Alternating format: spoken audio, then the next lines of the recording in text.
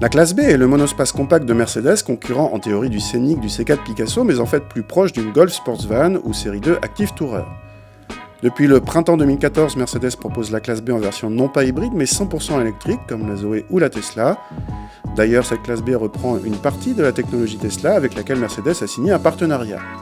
Notre classe B électrique est en finition haut de gamme Electric Art, qui se reconnaît à sa peinture blanche, associée à des rétroviseurs et quelques inserts bleus autour de la voiture.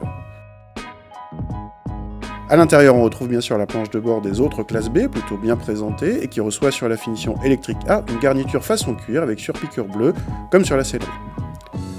L'équipement de cette version électrique comprend quelques éléments spécifiques, comme un bouton sur la console centrale pour étendre l'autonomie ou les compteurs du combiné d'instruments.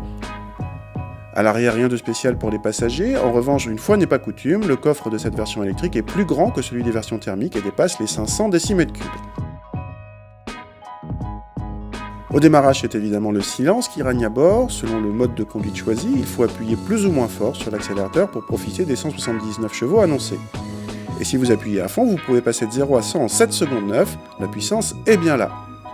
Le frein moteur variable est assez déroutant au début, mais finalement agréable et désactivable au cas où. Sur la route, cette classe B électrique plus lourde de 300 kg par rapport à ses sœurs thermiques est moins dynamique mais reste saine. Les roues de 18 pouces de notre modèle d'essai nuisaient en revanche au confort. À voiture 100% électrique correspond toujours à la même question, quid de l'autonomie ? Mercedes annonce 200 km et 30 de plus si vous prenez l'option prolongateur d'autonomie à 900 €.